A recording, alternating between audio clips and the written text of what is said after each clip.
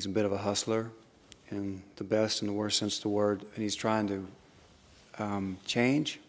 He gets waylaid in this town, and he meets this woman, lady, who owns this mercantile store, Lady Torrance, and they have some things in common that they discover during the play, and they find out that they kind of come from the same place spiritually, I think, emotionally. Right now, when you said he's trying to change, you winced a little bit when you said that. Do you know what that's about in that character? I'm thinking about him, me and him. He says to Lady, this first night he meets her, he says, I'm through with the life I've been leading.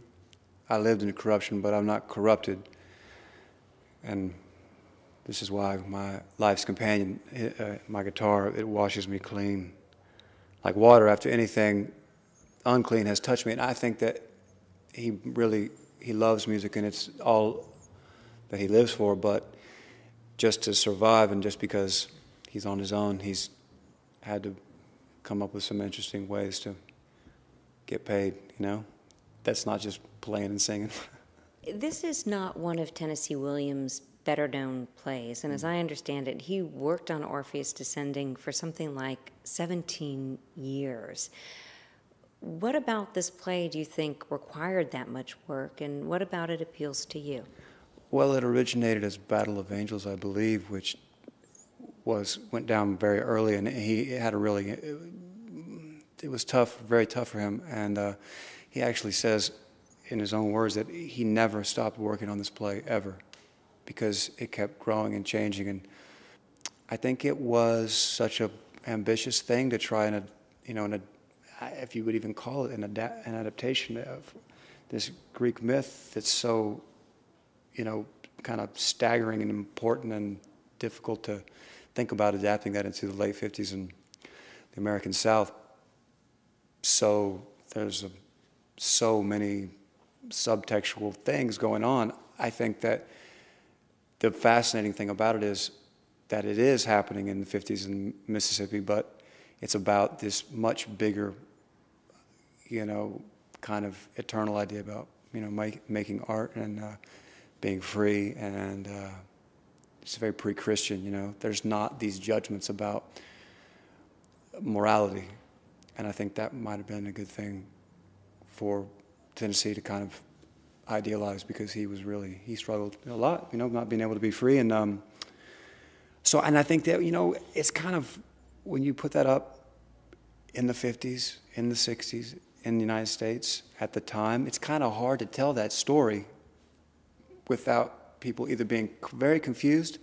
It's because it's difficult to put it up, It's difficult to make it an honest, truthful, simple performance about rural America at the time, but knowing the myth that you're up against, right, or that you're working with. So I think it's daunting, and I think it can be very possibly confusing, and probably very difficult to bring out all the, the latent ideas that are in it, the racism, the sexuality, the American ideal, It's tough.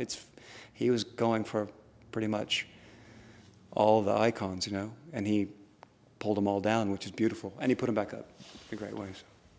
Actors are supposed to be able to channel into any role despite whatever their actual real biographical background might be, but you're actually from the South. Do you think that helps you tap into the understanding of Tennessee Williams in a different way? I'm not sure how it does on a real deep level that I'm still trying to find yet. I mean, I haven't found that yet, but I think cadence-wise, the rhythm of his dialogue, the different rhythms between the different characters. Some of it's very country and very rural. Some of it's more metropolitan, if that's a word. You've got a girl that grew up on a plantation who's very wealthy. You got some very poor people, and you got some very dangerous people in this play. And then you have, Uncle Pleasant, who is in a whole other level. And then my character, because he's from the Bayou and then ended up in New Orleans, he has his own dialect. They call him a peculiar talker. He talks a little backwards, almost like a French-Italian kind of melange of, like the verbs and the nouns are put out of place. Like when you hear, you translate something from Spanish or Italian, it's like, wow, how, So it's, I mean, for me right now, that's the thing that I really have some grip on, is like hearing that. I fall into that very easily, even though I don't really understand what I'm saying. I think we're all discovering, what am I saying tonight, you know? I just realized that these people are all speaking to each other in almost like a chamber or like an orchestral kind of way, and it's so beautiful, and it's very hypnotic to even just say it, you know? So maybe that. Gale Harold, I understand that before you got into acting, you had a number of other jobs, interesting jobs. According to Wikipedia, at least, you were once a Ducati motorcycle mechanic. Is that correct? No, I have worked on Ducatis, and I have ridden them avidly, but I worked primarily on Moto Guzzi, another Italian. Well, you were a motorcycle mechanic. I was not a mechanic. I was a amateur restorer.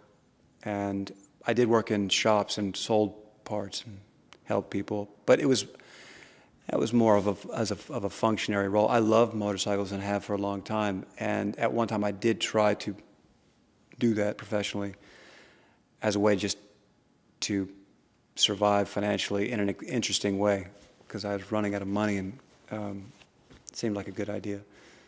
That's that story. Lesson learned, never trust Wikipedia. What has been the most interesting non-acting job that you've ever worked? I used to drive an ice cream truck when I lived in Atlanta. And I remember one day when I was doing that, listening to, you know, you got the ice cream music, and then I had my little beatbox in there that I was listening to. And I was very dirty and smelly and sweaty and had pretty long hair, and some little kid said something about Guns N' Roses. And it was like, I was kind of, does this kid think maybe I'm in Guns N' Roses or something? And he just wanted a bomb pop, a 3-stage. So I gave it to him, and he dropped it on the ground, and it exploded, just like a bomb does.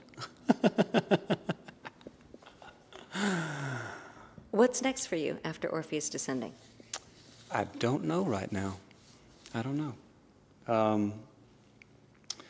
We shall see. I mean, I'm really just, you know, nervous and excited and terrified right now until we get up and get going. So I don't know. I don't know.